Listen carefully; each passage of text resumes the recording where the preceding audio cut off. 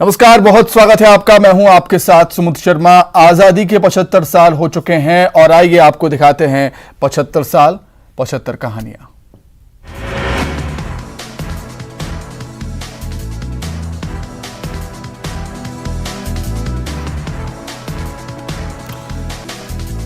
उन्नीस 1904 में विवेकानंद की शिष्या सिस्टर निवेदिता ने पहली बार एक ध्वज बनाया था, जिसे निवेदिता ध्वज कहा जाता था। सिस्टर निवेदिता को बौद्ध गया से ध्वज बनाने का आइडिया आया। उन्होंने वहीं वज्र का चिन्ह देखा था। वज्र को शक्ति का प्रतीक माना जाता है। सिस्टर निवेदिता ने लाल रंग का एक झंडा बनाया, जिसके किनारों पर 101 दीपक बनाए गए और बीच में वज्र था। झंडे पर वंदे मातरम लिखा।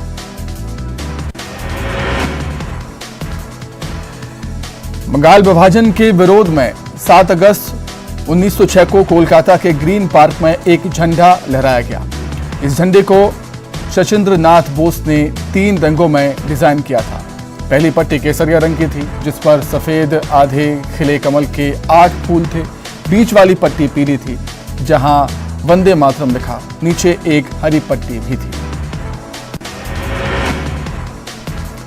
22 अगस्त 1907 ये वो दिन था जब भारत की आजादी का प्रतीक एक ध्वज देश की धरती से दूर दुनिया के एक दूसरे हिस्से में फहराया गया। जर्मनी के स्टटगार्ड शहर में भीखाजी कामा ने एक नया झंडा फहराया। इस झंडे में हरे रंग की ऊपरी पट्टी थी, जिस पर 8 कमल के फूल थे। बीच वाली पट्टी केसरिया और नीचे वाली पट्टी लाल रंग की थी। इस झंडे को सावरकर और भीखाजी कामा ने मिलकर बनाया था। झंडे के 8 कमल के फूल 8 प्रांतों के प्रतीक थे। प्रथम विश्व युद्ध में ये झंडा बर्लिन कमिटी फ्लैग के नाम से मशहूर हो गया था।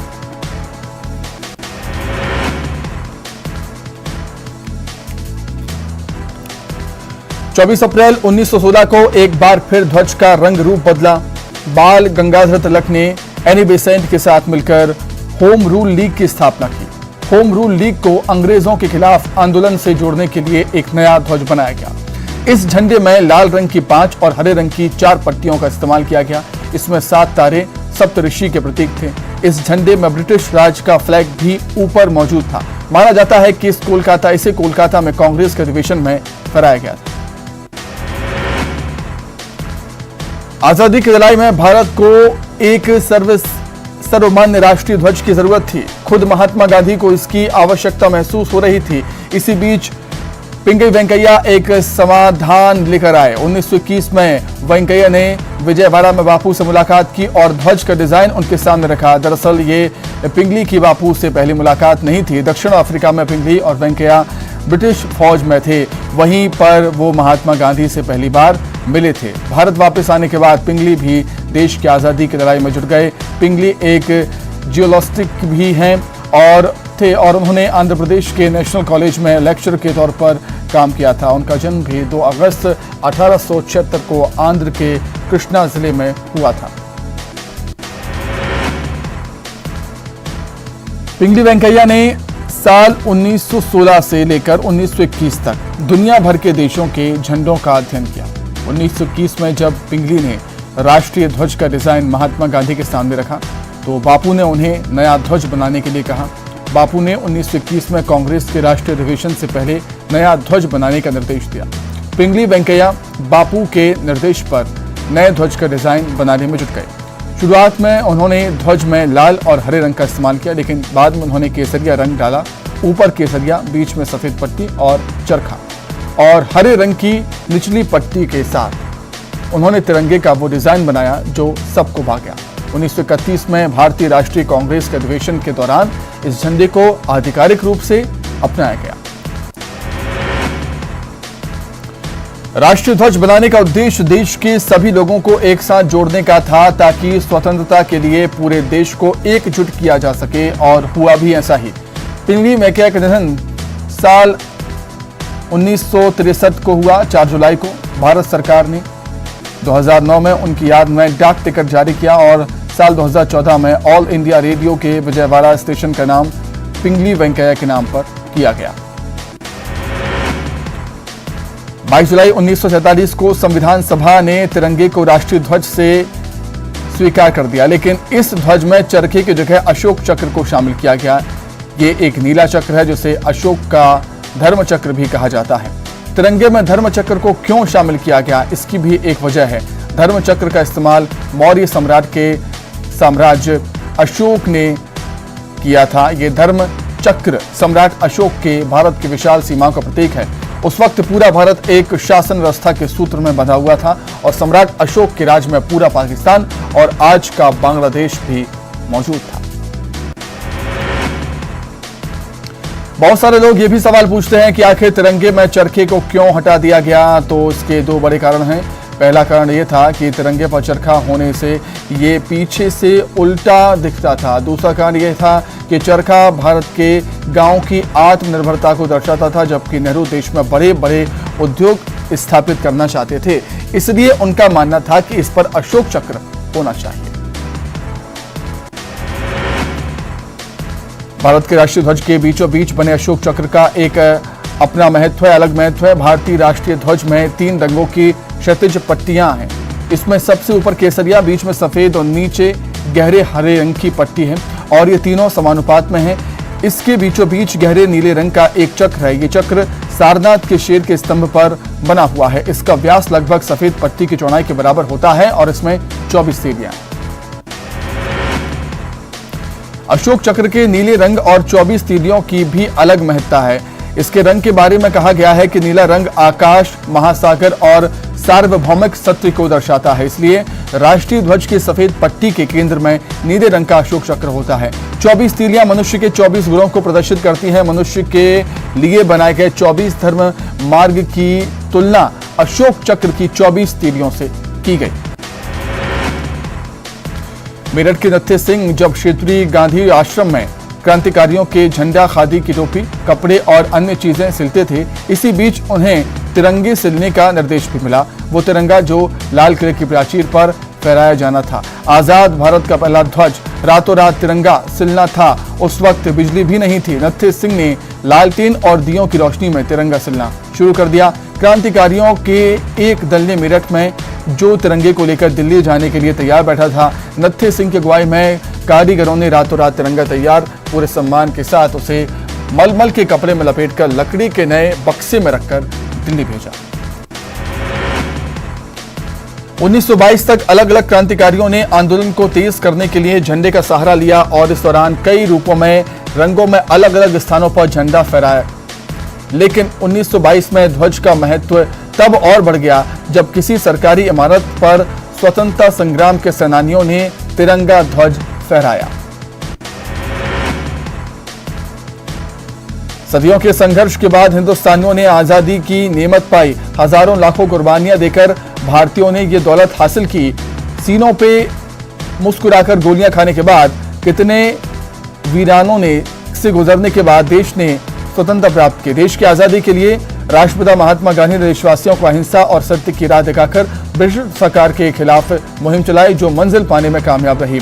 दुनिया भर के कई जानकारों के लिए भारत का अहिंसक तरीके से आजादी हासिल करना मानवता को मुग्ध कर गया।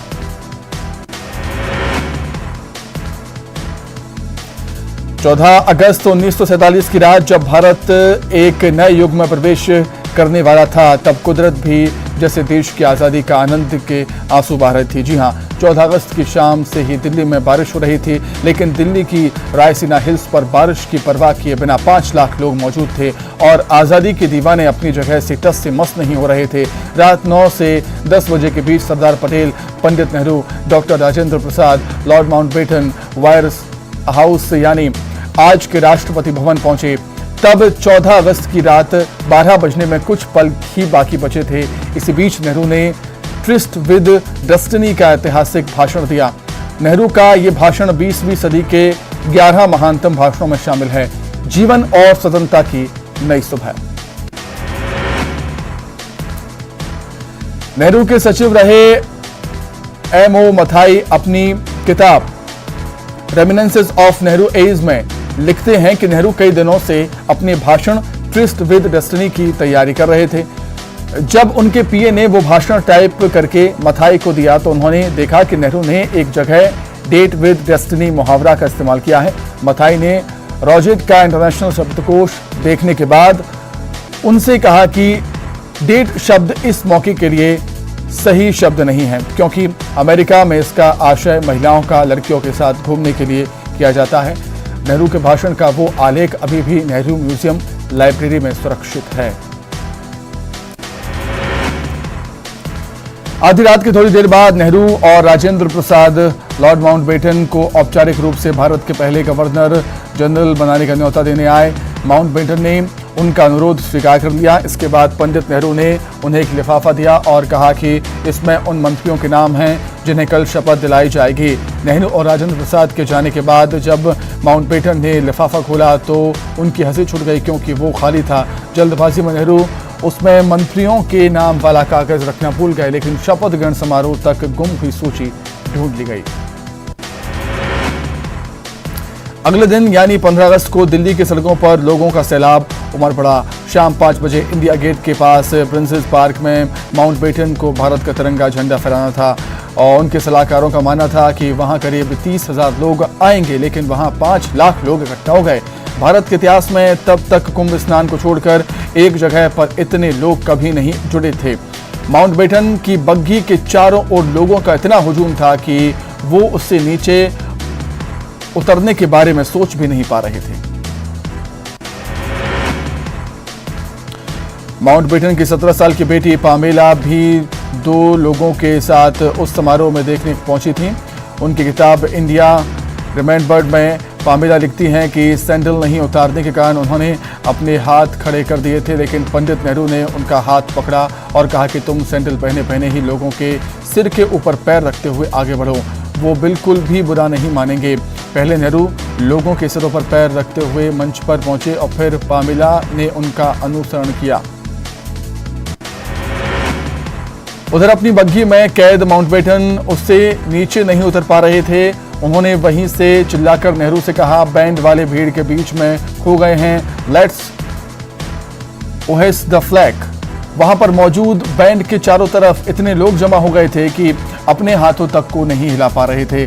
मंच पर मौजूद लोगों ने सौभाग्य से माउंटबेटन की आवाज सुन ली। तिरंगा झंडा फ्लैग पोस्ट के ऊपर गया और लाखों लोगों से घिरे माउंटबेटन ने अपनी बग्घी पर ही खड़े खड़े उसे सैल्यूट किया। लोगों ने मुंह से बेसाख्ता आवाज निकाली, माउंटबेटन की जय। इस बीच माउंटबेटन और एडविना ने उन 3 औरतों को अपनी बग्घी में चढ़ा दिया जो थककर निढाल हो चुकी थी और उनकी बग्घी के नीचे आते आते बची थी। वो औरतें काले चमड़ों से मढ़ी हुई सीट पर बैठ गईं, जिसमें गद्दियां इंग्लैंड के राजा और रानी के बैठने के लिए बनाई गई थी।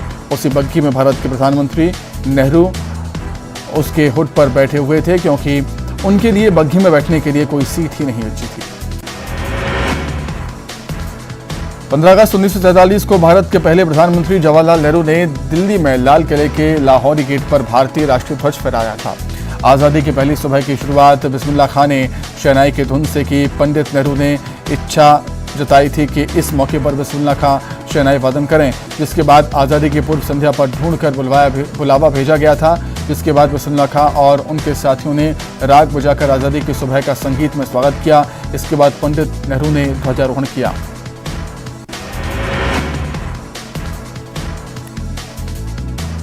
15 अगस्त 1947 को जब देश आज़ाद हुआ तब सबसे बड़ी ज़रूरत थी कि उसे आर्थिक और सामाजिक रूप से समृद्ध करना। शिक्षा के माध्यम से ही ये लक्ष्य हासिल किया जा सकता था। पंडित नेहरू ने गठित पहली सरकार ने इस ज़रूरत को समझा और शुरुआत से ही देश में शिक्षा के ढांचे पर विशेष ध्यान दिया गया।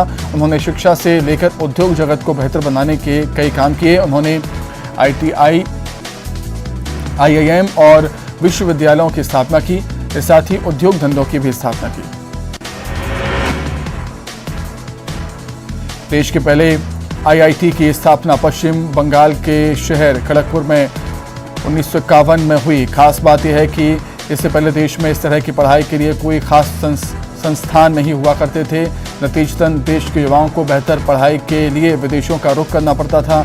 ऐसे में संपन्न परिवारों से संबंध रखने वाले युवाओं को ही ये मौका मिल पाता था। नतीजतन भारत जैसे गरीब देश में काफ़ी संख्या में युवा उच्च तकनीक शिक्षा से वंचित रह जाते थे। इन्हीं इंस्टीट्यूट से पढ़कर निकले हजारों युवाओं ने दुनिया भर में अपनी प्रतिभा का डंका बजाया। देश में पहले IIM की स्थापना भी पहले प्रधानमंत्री नेहरू के कार्यकाल में हुई। 23 IIT, 19 IIM की स्थापना। नेहरू ने अपनी दूरदृष्टि और समझ से जो पंचवर्षीय योजना बनाई, उनसे देश को आज भी लाभ मिल रहा है। पहली पंचवर्षीय योजना 1951-56 तक लागू हुई। शुरुआत में लोगों के मन में इस योजना के सफल होने को लेकर संदेह था, लेकिन 1956 में पहली पंचवर्षीय योजना के नतीजों ने आशंकाएं कम कर दी थी। इस योजना के दौरान विकास दर 3.6% दर्ज की गई। इसके अलावा प्रति व्यक्ति आय सहित दूसरे क्षेत्रों में भी बढ़ोतरी हुई। पहली पंचवर्षीय योजना कृषि क्षेत्र को ध्यान में रखकर बनाई गई, तो दूसरी औद्योगिक क्षेत्रों पर ध्यान दिया गया। 15 अगस्त 1947 को जब देश आज़ाद हुआ, तब तक 3 रियासतें ऐसी थीं जिनका भारत में विलय नहीं हुआ था। ये रियासतें थीं जूनागढ़, हैदराबाद और जम्मू कश्मीर। बंटवारे के वक्त देश में जैसा माहौल था, उसमें 3 रियासतों को सिर्फ ताकत से ही भारत में नहीं मिलाया जा सकता था। एक कुशल राजनेता की तरह सरदार पटेल ने साम दाम दंड भेद की नीति अपनाकर कैसे इन रियासतों का भारत में विलय किया। भारतीय सेना के हाथों जूनागढ़ रियासत को घेरने की खबर सुनकर वहां के नवाब पाकिस्तान रवाना हो गए और पाकिस्तान में विलय की घोषणा कर दी। पाकिस्तान में शामिल होने के लिए जूनागढ़ के बेरावल में बंदरगाह बनाने और 25,000 सैनिकों का ठिकाना बनाने की तैयारी थी। जानकारी मिलते ही सरदार पटेल ने जूनागढ़ की सीमाओं पर फौज की नाकेबंदी का आदेश दिया। नवाब विशेष विमान से पत्नी और बच्चों को लिए बिना ही कराची रवाना हो गए। 7 नवंबर 1947 को जूनागढ़ भारत का हिस्सा बन गया। हैदराबाद के निजाम मीर उस्मान अली बहादुर ने 12 जून 1947 को देश आज़ाद देश बनाने की घोषणा कर दी। यहां तक कि अपनी निजी सेना तक बना ली थी। जनता निजाम के इस फैसले के खिलाफ थी और लगातार आंदोलन कर रही थी। इस बीच सरदार पटेल ने हैदराबाद पर सैन्य कार्रवाई का फैसला लिया और 13 सितंबर 1948 को ऑपरेशन पोलो के नाम से कार्रवाई शुरू कर दी। बाद में निजाम ने हथियार डाल दिए और भारत में विलय को राजी हो गए। इस तरह ऑपरेशन पोलो के आगे निजाम को झुकना पड़ा। 26 अक्टूबर 1947 को जम्मू कश्मीर के महाराजा हरि सिंह को जब ये खबर मिली कि पाकिस्तान समर्थित कबायलियों ने बड़े पैमाने पर हमला कर दिया है, तो श्रीनगर की ओर बढ़ रहे हैं, तब महाराज ने आनन फानन में अपने राज्य के भारत में विलय के पत्र पर हस्ताक्षर कर दिए। दरअसल कश्मीर पर पाकिस्तान की शुरू से ही नजर थी। 22 अक्टूबर 1947 काबलियों और पाकिस्तानियों ने कश्मीर पर हमला कर दिया था। पाकिस्तान की नई सरकार ने उन्हें हथियार दिए। ये कबायली बारामूला तक आ पहुंचे। ऐसी स्थिति में हरि सिंह पर दबाव बढ़ने लगा और वो कश्मीर के विलय पर कोई फैसला लें। 26 अक्टूबर 1947 को हरि सिंह ने जम्मू कश्मीर के विलय के कागज पर हस्ताक्षर किए।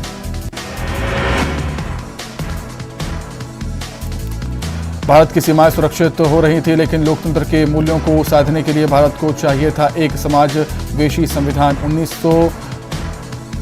1949 में गठित कॉन्स्टिट्यूशनल असेंबली बाबा साहेब अम्बेडकर की अगुवाई में भारतीय संविधान पर काम कर रही थी।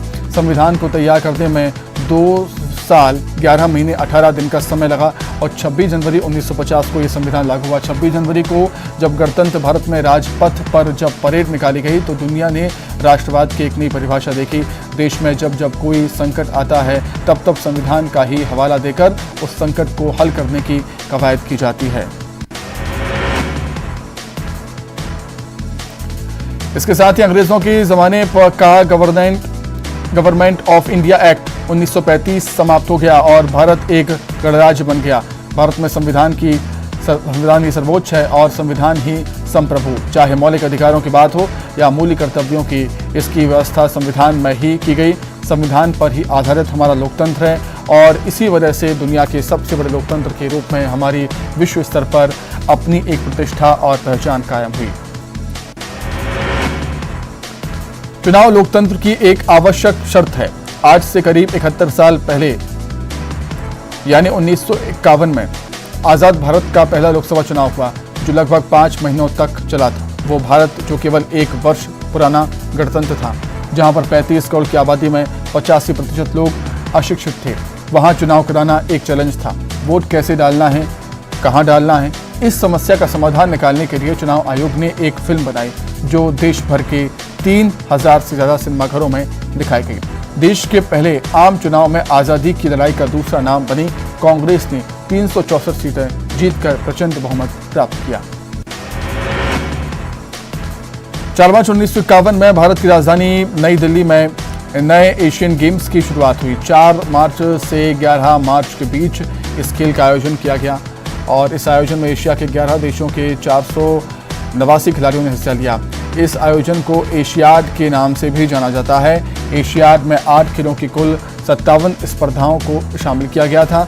खेलों का आयोजन साल 1950 में किया जाने वाला था, लेकिन तैयारियों के लिए पूरा समय नहीं मिल पाया, जिसकी वजह से आयोजन को साल 1951 में शिफ्ट कर दिया गया।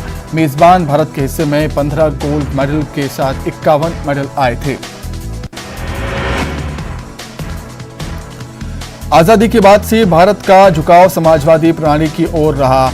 सार्वजनिक उद्योगों और केंद्रीय आयोजन को बढ़ावा दिया गया। 22 अक्टूबर 1963 को प्रधानमंत्री जवाहरलाल नेहरू ने भाखड़ा नागल डैम राष्ट्र को समर्पित किया था। यह देश का दूसरा सबसे बड़ा बांध होने के साथ ही एशिया का भी दूसरा सबसे बड़ा बांध है।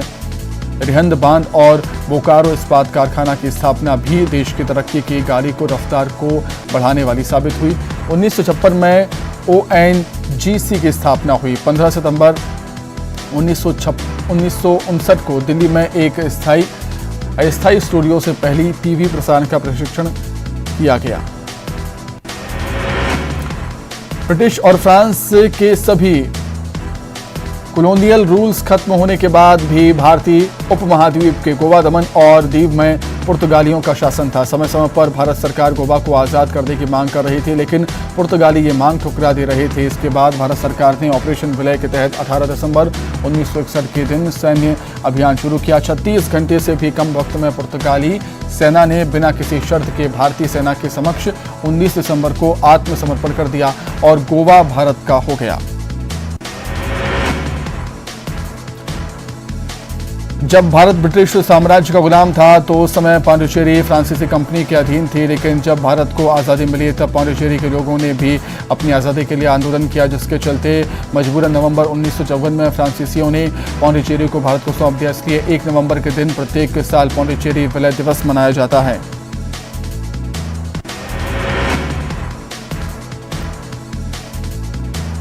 पंडित नेहरू पाकिस्तान और चीन के साथ भारत के संबंधों में सुधार नहीं कर पाए।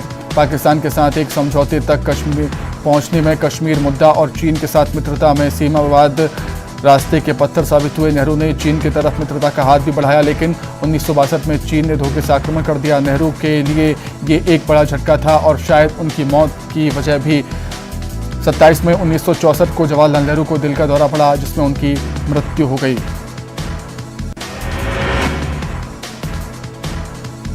पंडित नेहरू की मौत के बाद लाल बहादुर शास्त्री ने देश की बागडोर संभाली। निष्पक्ष रूप से देखा जाए तो शास्त्री जी का शासनकाल बेहद कठिन रहा।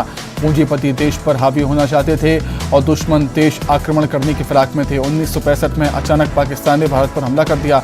शास्त्री जी ने इस युद्ध में राष्ट्र को उत्तम नेतृत्व प्रदान किया। शास्त्री जी का नारा जय जवान जय किसान देशवासियों में एक नई चेतना का संचार कर गया, जिससे देश ने पाकिस्तान को कड़ी शिकस्त दी।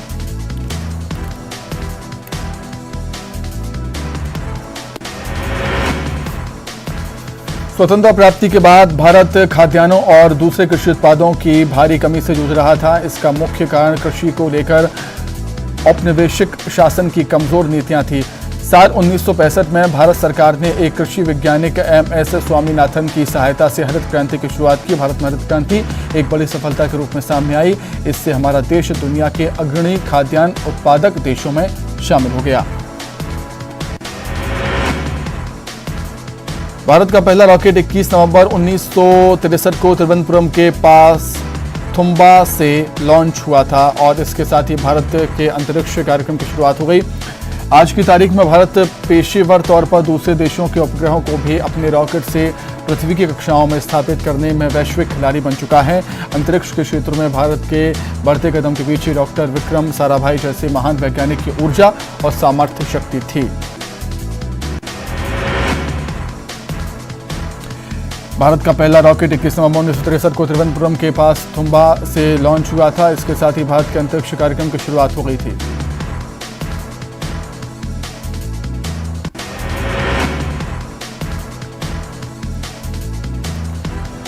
1967 को ऐतिहासिक साल है जब देश को पहला मुस्लिम राष्ट्रपति मिला था। जी हां, हम बात कर रहे हैं जाकिर हुसैन की। जाकिर हुसैन के राष्ट्रपति बनने की कहानी दिलचस्प है। 1967 में उन्हें राष्ट्रपति पद का उम्मीदवार बनाया गया। 6 मई 1967 को देश के तीसरे राष्ट्रपति चुनाव के नतीजे आने थे। तभी शाम को ऑल इंडिया रेडियो का प्रसारण रोक दिया गया और जाकिर हुसैन जीत गए। और इस तरह साल 1967 में देश को पहला मुस्लिम राष्ट्रपति मिला।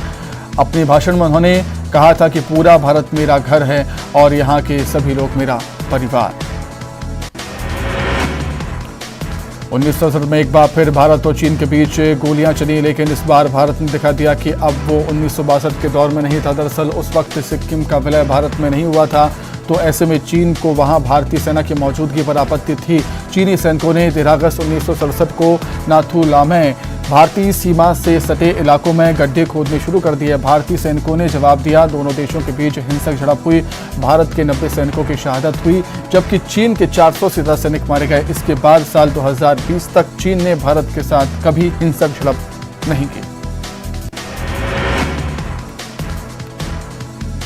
इंडियन स्पेस रिसर्च ऑर्गेनाइजेशन यानी इसरो का गठन पहले रॉकेट की लॉन्चिंग को मिली सफलता के बाद 1969 में किया गया। इसरो ने इससे पहले के Indian national committee for space research का स्थान लिया, जिसमें 1962 में तत्कालीन प्रधानमंत्री जवाहरलाल नेहरू और महान वैज्ञानिक विक्रम साराभाई ने स्थापित किया था। अब भारत का अंतरिक्ष कार्यक्रम चंद्रमा और मंगल मिशन पर फोकस कर रहा है। चंद्रयान वो पहला मिशन है जिसने चांद पर किसी भी रूप में पानी की संभावना का पता लगाया।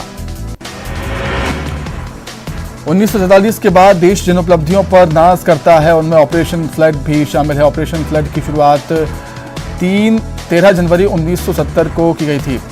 ये दुनिया का सबसे विशाल डेयरी डेवलपमेंट प्रोग्राम था, जिसमें दूध उत्पादन के क्षेत्र में भारत को जमीन से आसमान पर पहुंचा दिया। इस कार्यक्रम की सफलता का अंदाजा इसी बात से लगाया जा सकता है कि कार्यक्रम की शुरुआत में दूध उत्पादन के क्षेत्र में जो भारत 50वें पायदान पर था, वो सिर्फ 2 दशक में ही दूध उत्पादन के मामले में टॉप पर पहुंच गया।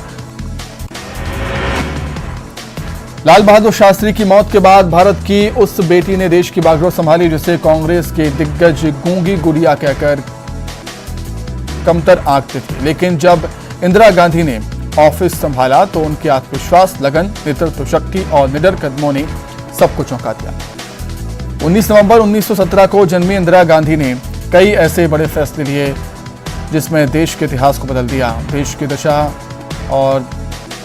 दशा तय करने में निर्णायक भूमिका अदा की। 19 जुलाई 1969 को इंदिरा गांधी के नेतृत्व वाली सरकार ने एक अध्यादेश पारित किया। यह अध्यादेश देश के 14 निजी बैंकों के राष्ट्रीयकरण के लिए था। इन 14 बैंकों में देश का करीब 70% जमा था। अध्यादेश पारित होने के बाद इन बैंकों का मालिकाना हक सरकार के पास चला गया। बैंकों के राष्ट्रीयकरण को लेकर मामला शीर्ष कोर्ट में पहुंचा और सुप्रीम कोर्ट ने अध्यादेश निरस्त कर दिया। फिर सरकार ने कानून बनाकर इसको लागू कर दिया। ऐसा आर्थिक समानता को बढ़ावा देने के लिए किया गया। बैंकों के राष्ट्रीयकरण के बाद के 2 दशकों में बैंकों के ग्रामीण क्षेत्रों में फैलाव की दृष्टि से उल्लेखनीय उपलब्धि हासिल हुई। इंदिरा गांधी ने पाकिस्तान को ऐसा जख्म दिया जिसकी टीस हमेशा उसको महसूस होती रहेगी। पाकिस्तान के लिए ये जख्म 1971 के बांग्लादेश युद्ध के रूप में था, जिसके बाद पाकिस्तान के 2 टुकड़े हो गए। पाकिस्तान के सैन्य शासन ने पूर्वी पाकिस्तान के नागरिकों को जुल्म की इंतहा कर दी थी। उसके नतीजों में करीब 1 करोड़ शरणार्थी भागकर भारत में चले गए थे। बाद में भारत और पाकिस्तान के बीच युद्ध हुआ, जिसमें न सिर्फ पाकिस्तान की शर्मनाक हार हुई बल्कि 90,000 सैनिकों को भारत ने युद्धबंदी बना लिया था।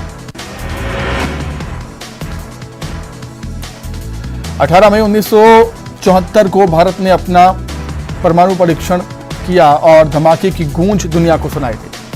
इस ऐतिहासिक पल की साक्षी बनी थी राजस्थान की वीर भूमि। राजस्थान में भारत पाकिस्तान बॉर्डर पर स्थित जैसलमेर जिले के पोखरण में किए गए परमाणु परीक्षण से भारत ने दुनिया को अपनी ताकत दिखाकर अचंभे में डाल दिया। उसके 24 साल बाद 1998 में भी भारत ने एक बार फिर पोखरण में परमाणु परीक्षण कर पुरानी यादों को ताज़ा कर दिया था।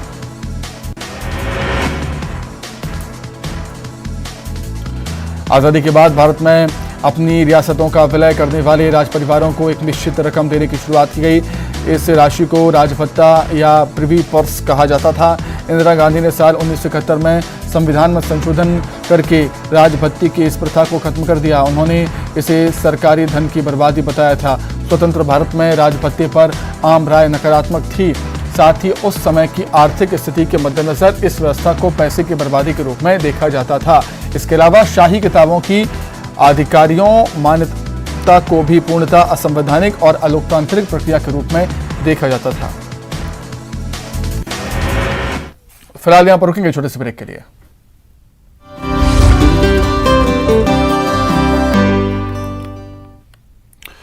ब्रेक के बाद एक बार फिर स्वागत है आपका। आइए एक बार फिर नजर डाल लेते हैं 75 साल 75 कहानियां। 1984 में इंदिरा की हत्या के बाद देश में निराशा का माहौल था। लोग चाहते थे कि कोई उन्हें उस माहौल से निजात दिलाए। लोकसभा चुनाव के नतीजे ऐतिहासिक तौर पर कांग्रेस के पक्ष में आए। देश के लोगों ने नौजवान राजीव गांधी को इंदिरा का वारिस और अपना प्रधानमंत्री चुना। अगले 5 सालों में राजीव गांधी ने देश के लिए बहुत सारे फैसले लिए, ऐसे फैसले जिन्होंने देश की जनता के दिलो दिमाग में अमिट छाप छोड़ी। मुल्क की तरक्की की राह में मील का पत्थर साबित हुई। 21वीं सदी के भारत का निर्माण हुआ। राजीव गांधी ने कुछ सेक्टर्स में सरकारी नियंत्रण को खत्म करने की कोशिश की। ये सब 1991 में बड़े पैमाने पर नियंत्रण और लाइसेंस राज के खात्मे की शुरुआत थी। राजीव गांधी ने इनकम और कॉर्पोरेट टैक्स घटाया, लाइसेंस सिस्टम आसान किया और कंप्यूटर, ड्रग और टेक्सटाइल जैसे क्षेत्रों से सरकारी नियंत्रण खत्म किया। साथ ही कस्टम ड्यूटी भी घटाई और निवेशकों को बढ़ावा दिया। बंद अर्थव्यवस्था को बाहरी दुनिया की खुली हवा महसूस करवाने का यह पहला मौका था। राजीव गांधी के भाषणों में हमेशा 21वीं सदी में प्रगति का जिक्र हुआ करता था। उन्हें विश्वास था कि इन बदलावों के लिए अकेले तकनीक ही सक्षम है। इसलिए उन्होंने टेलीकॉम और इंफॉर्मेशन टेक्नोलॉजी सेक्टर्स में विशेष काम कराए। सिक्के वाले फोन जो मोबाइल से चलते अब अतीत में बदल चुके हैं। राजीव को अगले दशक में होने वाली तकनीकी क्रांति के बीज बोने का श्रेय भी जाता है। उनकी सरकार ने पूरी तरह असेंबल किए हुए मदरबोर्ड्स और प्रोसेसर्स लाने की अनुमति दी। इसकी वजह से कंप्यूटर सस्ते हुए। ऐसे में सुधारों से नारायण मूर्ति और अजीम प्रेमजी जैसे लोगों को विश्व स्तरीय आईटी कंपनियां खोलने की प्रेरणा मिली। अंग्रेजों के खिलाफ लड़ाई के लिए क्रांतिकारियों की हथियारों की जरूरत पूरी करता था ग्वालियर। पूरे उत्तर भारत में क्रांतिकारियों के लिए हथियार सप्लाई करने का सबसे बड़ा केंद्र ग्वालियर था। काकोरी कांड में इस्तेमाल किए गए बम और हथियार भी ग्वालियर से बनाकर क्रांतिकारियों के पास भेजे गए थे। ग्वालियर के क्रांतिकारी पंडित गेंदालाल दीक्षित की टीम देश भर के क्रांतिकारियों को हथियार सप्लाई करती थी। पंडित राम प्रसाद बिस्मिल ने भी लंबा समय ग्वालियर और चंबल में गुजारा था। ग्वालियर ने आजादी की लड़ाई में एक बड़ी भूमिका अदा की। 1857 से लेकर 1947 तक ग्वालियर क्रांतिकारियों की गतिविधियों का महत्वपूर्ण केंद्र था। 1857 में रानी लक्ष्मीबाई ने अंग्रेजों के खिलाफ आजादी की पहली लड़ाई ग्वालियर में ही लड़ी थी और शहीद हुई। चंद्रशेखर आजाद 1925 में जनवरी से जुलाई तक भेष बदलकर कई बार ग्वालियर में रुके थे। एक बार चंद्रशेखर आजाद को पकड़ने के लिए अंग्रेज अफसरों ने ग्वालियर में दबिश दी। तब शहर के लोगों ने उन्हें अपने घरों के अंदर से छुपाया और शहर से बाहर निकलने में आजाद की काफी मदद की। आजादी की अलख जगाने के लिए राष्ट्रपिता महात्मा गांधी नरसिंहपुर जिले के करेली भी पहुंचे थे। 1933 में बापू मध्य प्रदेश के कई शहरों से आए थे और इस दौरान करेली में बापू ने एक सभा को संबोधित भी किया था। बताया जाता है कि जब बापू करेली आए थे तो उन्हें आभूषणों से तौला गया था। बापू जब नरसिंहपुर की बरमान घाट से नर्मदा पार कर सागर जाने के लिए पहुंचे तो मल्लाहों ने कहा था कि पहले वो बापू के पांव धोएंगे तब नदी पार ले जाएंगे। बापू से जुड़ी ये यादें आज भी यहां ताजा हैं। 57 की क्रांति से पहले मध्य प्रदेश के सीहोर में अंग्रेजों के खिलाफ विद्रोह की ज्वाला भड़की थी। जुलाई 1924 में नरसिंहगढ़ के युवराज कुंवर चैन सिंह ने 42 सैनिकों के साथ अंग्रेजों से लोहा लिया। 7 दिनों तक सीहोर छावनी में युद्ध चला। 24 जुलाई 1824 को कुंवर चैन सिंह अपने 42 सैनिकों के साथ शहीद हो गए। साथ ही आज भी सीहोर के दशहरा मैदान स्थित शहीद कुंवर चैन सिंह की समाधि को मालवा का हल्दी घाटी भी कहा जाता है। आजादी की लड़ाई में सीहोर का बड़ा योगदान रहा है। 14 जनवरी 1858 को सीहोर में 356 क्रांतिकारियों को कर्नल ह्यूरोज ने गोलियों से छलनी कर दिया था। इन देशभक्तों ने 6 अगस्त 1857 को तत्कालीन सीहोर कंटेनमेंट में सिपाही बहादुर के नाम से अपनी स्वतंत्र सरकार स्थापित कर दी थी। यह अनूठी सरकार करीब 6 माह तक चली थी। एमपी के श्योपुर में नेताजी सुभाष चंद्र बोस का एक बड़ा रहस्य जुड़ा है। नागदा गांव के ग्रामीण दावा करते हैं कि 1945 में प्लेन क्रैश के बाद नेताजी यहां आए थे।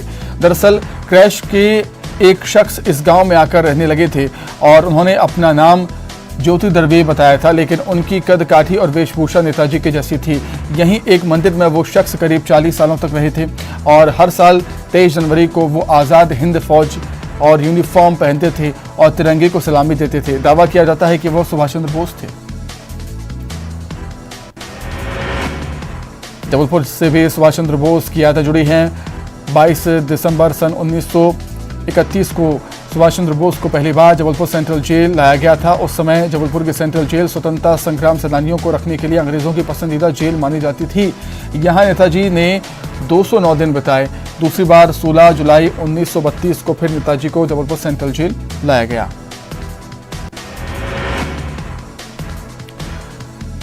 तिरंगे का इतिहास सीमित नहीं है। आज़ादी की लड़ाई के दौरान अलग अलग रूप में तिरंगे का इस्तेमाल स्वतंत्रता संग्राम सेनानियों ने किया।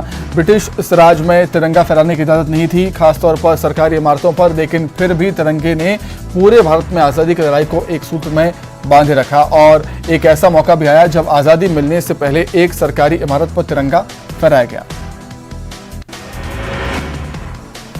देश की आज़ादी में मंडला जिले का भी बड़ा योगदान है। मंडला में 14 साल के अमर शहीद उदय चंद्र का बलिदान आज भी याद किया जाता है। 1942 में भारत छोड़ो आंदोलन के दौरान उदय चंद्र जुलूस लेकर निकले थे। इस दौरान अंग्रेजों ने जुलूस पर गोलियां चलाने की धमकी दी थी। इसके बावजूद उदय चंद्र पीछे नहीं हटे। कार अंग्रेजी सेना ने 14 साल के बच्चे पर गोली चला दी। सिर्फ 14 साल की उम्र में उदय चंद्र शहीद हुए।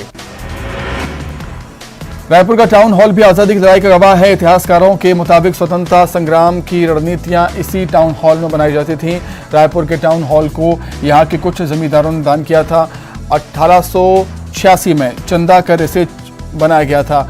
1907 में इसी हॉल में पंडित रविशंकर शुक्ल के नेतृत्व में स्वतंत्रता संग्राम सेनानियों की बैठक रखी गई थी, जिसे वंदे मातरम कार्यक्रम का नाम दिया गया था। रायपुर के जय स्तंभ चौक का इतिहास 1857 के संग्राम से जुड़ा है। इसी जगह पर 10 दिसंबर 57 को आज़ादी के नायक वीर नारायण सिंह को अंग्रेजों ने फांसी दी थी। यहाँ मौजूद शिलालेख पर दर्ज है कि 15 अगस्त 1947 को आज़ादी मिलने के बाद इसका नाम जय स्तंभ चौक किया गया। छत्तीसगढ़ का देश की आज़ादी की लड़ाई में योगदान एक प्रतीक है जय स्तंभ चौक।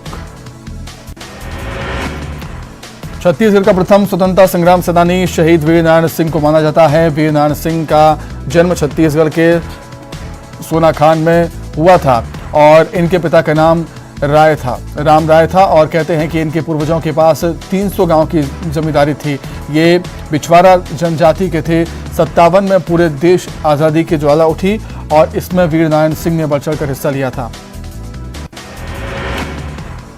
रायपुर में मौजूद रवि भवन गेट का भी आज़ादी की लड़ाई में नाता है। इसका असली नाम केसर ए हिंद है। इसका निर्माण 1870 में इंग्लैंड की महारानी विक्टोरिया को खिताब मिलने के बाद किया गया था। हालांकि ये गेट विक्टोरिया के सम्मान में बना था, लेकिन आज़ादी की लड़ाई में आंदोलन की चिंगारी यहां भी भड़की थी। आज़ादी की लड़ाई में राजनांदगांव के स्वतंत्रता संग्राम सेनानी कन्हैयालाल अग्रवाल का योगदान याद किया जाता है। 20 अगस्त 1920 को कन्हैयालाल अग्रवाल का जन्म हुआ। राजनांदगांव में अंग्रेजों के खिलाफ आंदोलन बंगाल नागपुर कॉटन मिल के मजदूर आंदोलन में शुरू हुआ था और इस आंदोलन की शुरुआत ठाकुर प्यारेलाल सिंह ने की थी।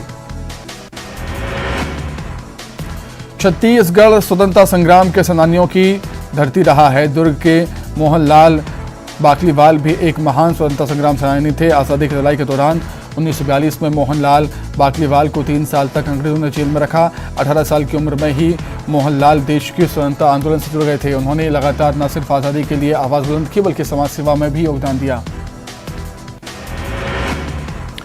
छत्तीसगढ़ के सरगुजा का भी आज़ादी की लड़ाई में लंबा रिश्ता है। ब्रिटिश शासनकाल में ये इलाका सरगुजा स्टेट हुआ करता था। यहाँ 57 से 80 तक बिरसा क्रांति की गूंज सुनाई थी।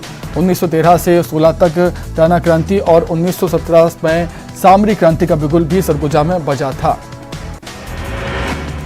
कवर्धा जिले के स्वतंत्रता संग्राम सेनानी पंडित पूरनलाल ओझा पंडरिया का नाम ताम्रपत्र में अंकित है।